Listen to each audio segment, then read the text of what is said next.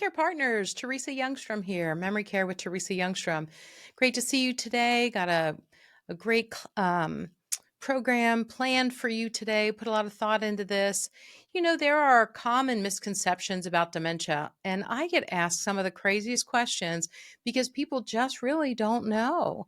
And so today, really wanted to review that with you today and prepared a PowerPoint just to give you a little more information on each of these topics, and then I'm going to explain them all to you. So, hope you're having a great week. I know some of you are out there with lots of challenges, and that's why we're here. We're here to provide support. We're here to let you know there's hope in caring for someone with brain failure. It's hard. My goodness, my season with my mom was hard. It was a decade of decline, but boy, did I learn a lot of things. And this old nurse, I tell you, talk about some humble pie. I really thought I should know how to do dementia. And guess what? I was completely wrong. And I learned a lot from her. She was a tough cookie, but we got to the point where she put her fist down. And I want that for you. I want that for you. So let's go over some of the big misconceptions that are out there, um, just so we can bring you more hope and more understanding and help you get great information to come alongside and join someone on this journey. Again, thanks for being here. I'm Teresa Youngstrom. I love coming to see you all every week and occasionally bring on great speakers. Sometimes it's just me teaching because I've just been doing this a long time and I still run into wonderful people like you who are challenged with some of the misconceptions. Okay, let's get started. The first one is dementia really a disease? Great question. And that term gets thrown around a lot. They've got dementia, they've got dementia. And you think, well, that must be a diagnosis, but honestly, it's not the diagnosis. Really, it's a collection of symptoms, and it's used a lot of times by people to describe someone who maybe is having challenges with their memories or having delusions or having getting lost and maybe experiencing some of the symptoms. But in my world, you know, um, a true dementia means that a couple parts of the brain are dying. There's really a diagnosis in there somewhere that's causing our brain to change. And it's not treatable like maybe, a UTI or something that can make us look like we have a dementia, but it's not a treatable. It is something that is progressive, chronic, terminal, okay? A true dementia. But it's important to get more testing. And I know exactly why some of you end up with just they've got dementia. It was like the same for my mom because by the time we were able to get her to a doctor to really delve in, guess what? She wasn't going to go. The disease had progressed to the point where she really didn't want to ever leave the house. And so sometimes we are, or they can't tolerate the testing. Maybe they can't tolerate a spinal tap or a PET scan. They can't hold still in that tube for all that time. I understand. We were there. So my mom never got an official diagnosis either. From that standpoint, she had dementia. But is dementia a real diagnosis? It really is not. It's really not. Uh, it shouldn't be a term that's used for the disease. We really should try and delve in and find out exactly what's going on because different medications for different diseases, and different techniques to come alongside and serve people who are dealing with dementia. How about another one? Is dementia part of the natural, normal aging process? No, it's not. Now, granted, in my age, in my 60s, I'm maybe not as quick to figure out something as the 25-year-old. Okay, I'm okay with that. But guess what? I'm less likely to make an impulsive decision that's going to get me in trouble because I have a lot of life experience to add to my decision making. And so, even though it is true that we can be slower to learn, when figuring out the new remote on the TV, I know that just gives me gray hair and it makes me crazy. And honestly, if my husband's not home, I can do without the TV. There's a lot of other things I can do. But it doesn't mean I have a dementia. It just means that those things are harder to learn and we need a lot more repetition as we get older. So we might be slower to figure things out, but dementia is not a natural part of aging. But I have a lot of individuals who will want to come to a speaking event because, maybe they lost their car in the parking lot at the grocery, or maybe they couldn't remember anybody's name at church or something like that. Well, those things could be normal parts of aging, or they could be a sign of dementia. I always advise individuals, if you're feeling those things, you're seeing that in your significant other, or you're experiencing it for yourself, let's journal it. Let's really make a list and see if there's something really diagnosable there, or maybe you were having a bad week. Maybe you just, foggy brain day. Okay. Maybe it had something to do with what you ate. Could be. But you can take that journal to the doctor and maybe have them decide whether there's enough evidence to pursue further testing for dementia. But is dementia a natural part of aging? Absolutely not. Let's just not assume that that's what's going on. How about only older people get dementia? Well, no, I would say the majority of people are over 65. I remember Teepa Snow telling me once in America, which we have high rates of dementia, probably our nutrition is part of that, lifestyle nutrition. But I remember her telling me that once we're past 65, probably 25% of the American population have some symptoms. But when we get into our mid 80s, that's when we see closer to 50%. Of course, by then, people have passed away too, and changes those percentages. But it's true that people in their 50s, you can get young onset dementias. And sadly, they're finding more of them all the time now that we're, looking for it. Now that we're looking for it. So, um, only older people get dementia. I wish, but it's not true. There's definitely folks getting young onset dementias, I hate to say. How about memory loss is the first sign and always means dementia? Well, no, we kind of alluded to that earlier. And, but there are dementias out there that memory is not the first sign. Maybe it's getting lost. Maybe it's some language issues because maybe you've got some type of aphasia. So maybe it's your language that's challenging you. Maybe it's hallucinations. Maybe it's being rude and acting as if your filter is not in your brain and every thought that comes into your head's coming flying out your mouth and you're hurting people's feelings and getting yourself in hot water. Memory loss is not always the first sign. As a matter of fact, if dementia, the term, is a collection of your symptoms are going to look different than mine. Actually, guys, there's more than 120 diagnoses that can give us those symptoms. Memory loss common? Yeah. But is it always the first symptom? No. The answer is no. And so sometimes we miss it looking for the wrong thing just because, they got lost or, um, they were having hallucinations or maybe they're falling a lot. Maybe it's something like that, a balance issue, so it could be Parkinson's related. So, next one, there's a pill to fix dementia, right? Guys, this honestly happened. I had someone ask me this, and he was being as honest, and it was all I could do just to keep the straight face and tell him, no, we haven't got a pill to fix it. We're not fixing dementia right now. There are lots of pills out there. I'd much rather we look at good technique and come alongside and join them on the journey with great technique rather than go for the pill bottle right away.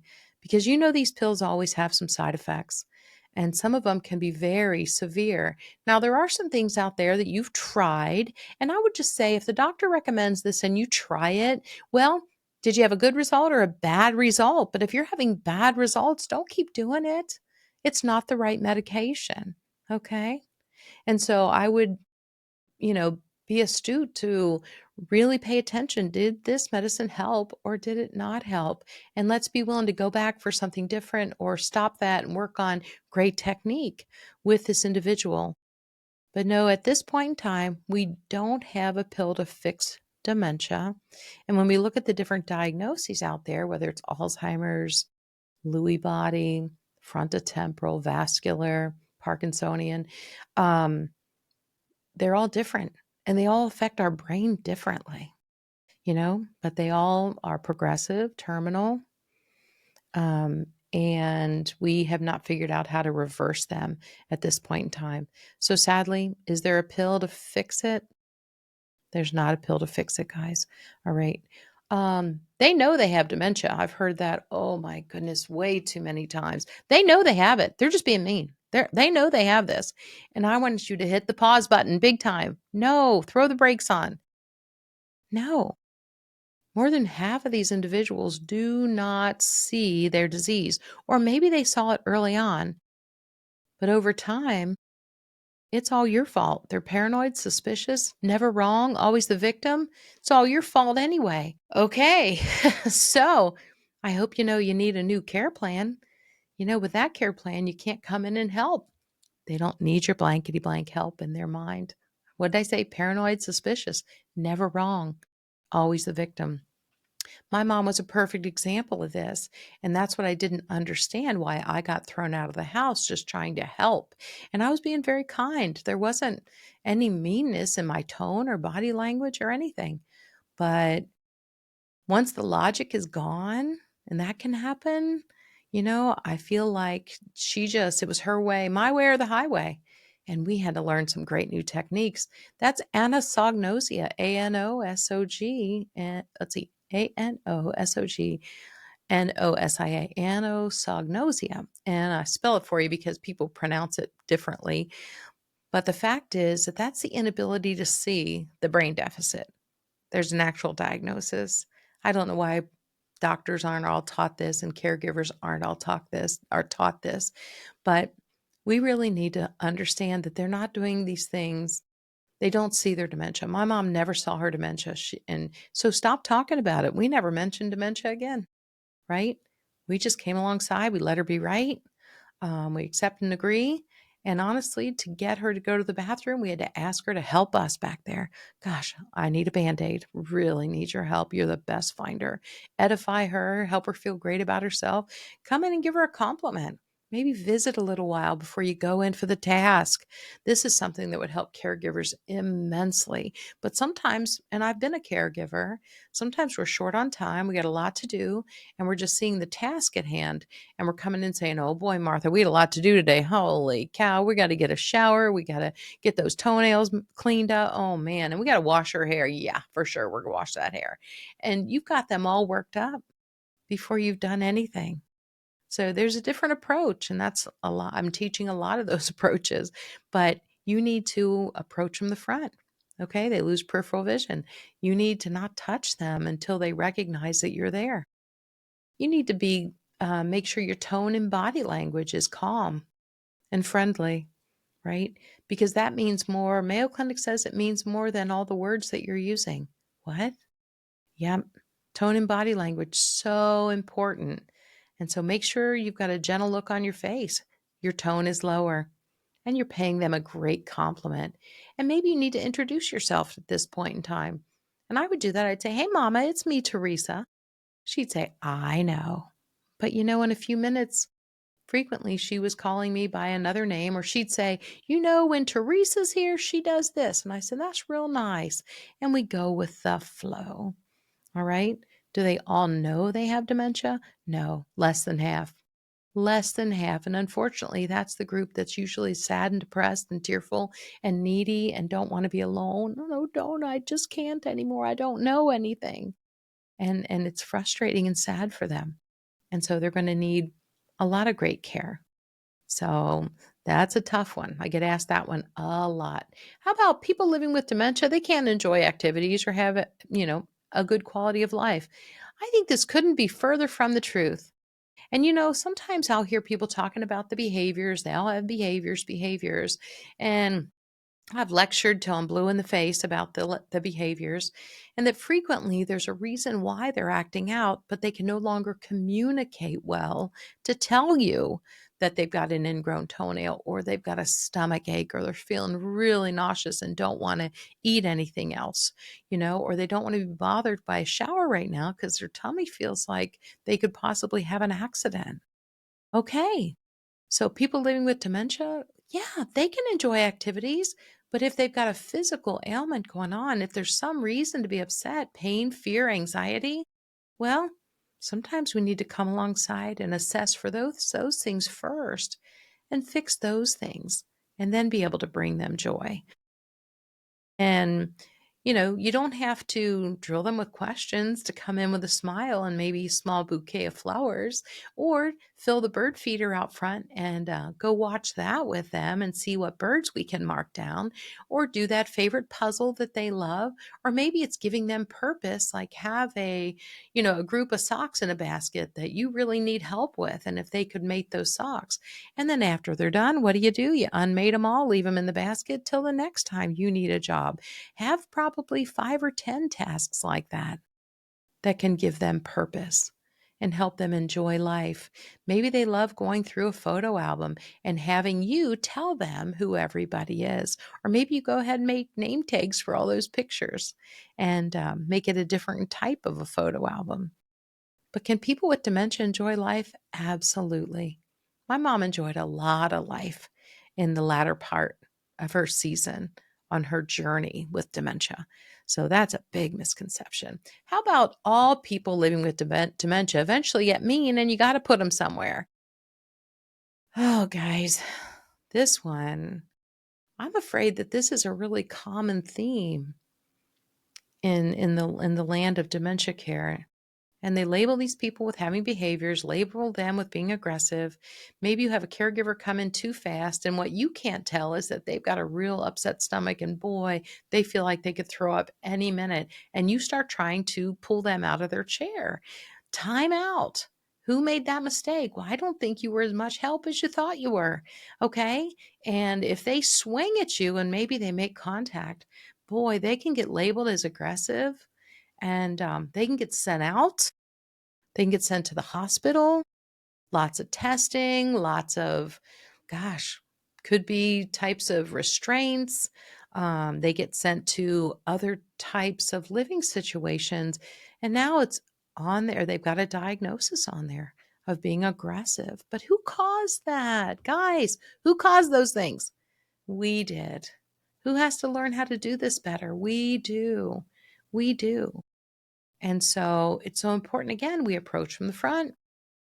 We wait until they acknowledge us to touch them. We don't talk about the tasks at hand. Put that list in your back pocket. You're not sure you're even going to get to it. I tell you what, if the approach, it's another Teepa Snow, if the approach isn't great and you don't make a good impression, you're not going to get them showered. And listen, we should not give forced care to these individuals who are sick. It's not right. It's not right. We got to have our plan B and our plan C, and maybe we just see if they need a sponge bath today. Give them an either or. Don't give them an are you going to shower today? Are you going to eat today? Are you going to get up today? Are you going to let me change those brushes? What? All those yes, no questions, they usually go nowhere, unproductive. You'll get some caregivers that'll chart that though. You'll see a whole list of clients who refused today. That used to make me crazy when I was a director of a memory care unit, because it's not right. We're doing it wrong. Maybe we do an either or. Hey, Bob, did you want to wash up today? Did you want to shower or just wash up? And give him that either or. Did you want the gray top or the black one? And let him feel like he's thinking clearly. Let him feel like he's as normal as you and me. Okay. And let him feel like he still has some control. But if he is acting out like a woman that I was called out to go see because the family said she's just mean as a snake, that was the woman who had the 10 ingrown toenails. I don't know about you. I'd have been mean as a snake too. So frequently. Well, Teepa told me once it's, in her opinion, 70% of the behaviors are caused by us, the help, the caregivers, the family members. Well, that's not fair. Who has to learn some new things? We do. They can't learn new things.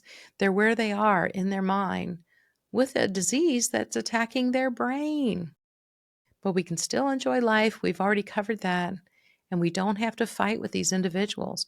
I tell you what, we really did get to the point where my mom put her fist down. See, what I noticed is that frequently caregivers coming in too fast and riling up the patient and getting their fists up, you're programming them. Because these folks, they may not remember all the words that you're using if their short term is damaged. but they do remember how you make them feel. What? Yeah, they remember how you make them feel.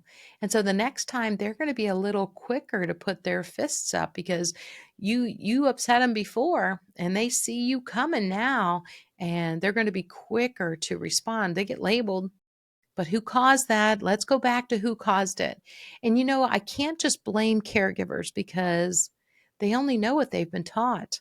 And if their organization isn't training them well, you need to get help. There are so many great dementia specialists like me around the US. There's no reason.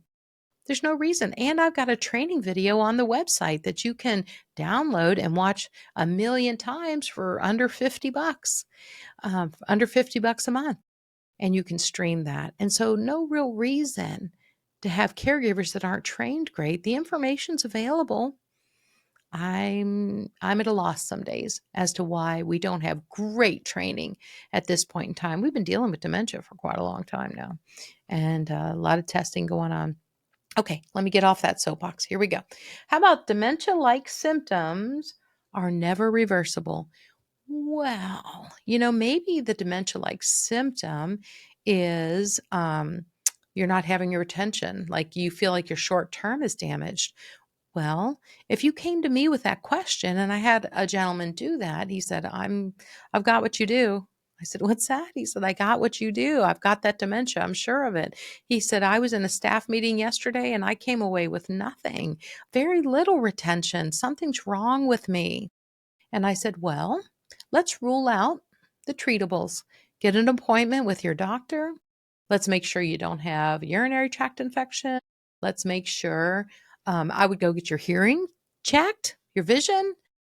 And let's just make sure you don't have a low B vitamin issue. He didn't appear to have an alcohol issue, but what do I know? But let's rule out the things that are treatable. And then let's see what's really going on. Because a true dementia, right? We talked about that. There are parts of the brain that are dying. It's not treatable. So urinary tract infection, boy, can that make us look like we're really aggressive, really have lost our marbles. And I remember working in the emergency room for a long time and having those folks, having someone send in with mental status change, rule out a CVA, which is a stroke, a cerebrovascular attack. And half of those turned out to be UTIs. Really? Yes. So we would get that test first thing and rule that out first thing. So dementia-like symptoms are sometimes reversible. And let's go there first. Let's go to the doctor. Let's get some things checked. Let's make sure what's really going on before we just assume that we have a dementia. Okay? How about dementia's loss of all of our memories? No, not usually, especially not until maybe the very end when maybe I'm not communicating at all anymore. But for a long time, the long-term memory is frequently intact. Alzheimer's has a problem. That hippocampus that should store your memories, your short term, and then transmit them back to the long term, it gets in trouble and it's not doing its job very well. But that doesn't mean that all the long-term memories aren't still there. And frequently we can tap into those and still be able to reminisce about some really happy times, especially if you got the pictures to go with them. And so being able to lead someone down memory lane to something that they absolutely loved, or an award that they won, or the birth of a baby, maybe it was their wedding to their high school sweetheart, whatever it was. You know what? We can bring a lot of joy enjoying them in the past. And why not? It's okay. I think frequently family members come in going, do you remember my name? Do you remember my name? Do you know what day it is? Come on, you knew yesterday. Do you know what day it is? And I'm telling you that kind of testing, questioning, man, all you do is get their cortisol levels up, get them anxious. And, before you know it, they might just tell you to get out of their blankety blank house. Nobody wins. Nobody wins. So be part of the solution, guys, and not part of the problem. We don't come in questioning. If someone needs to question, let the doctor do it. But there's no reason for them to feel that or fear that from you. Okay? You should be part of the solution. The relationship is everything. And they should expect to be in a happy place when you're there, not a negative place. And if giving them, say, if doing hygiene with them or whatever is bringing a negative thing, then maybe it's time to let someone else do that part and maybe you manage things.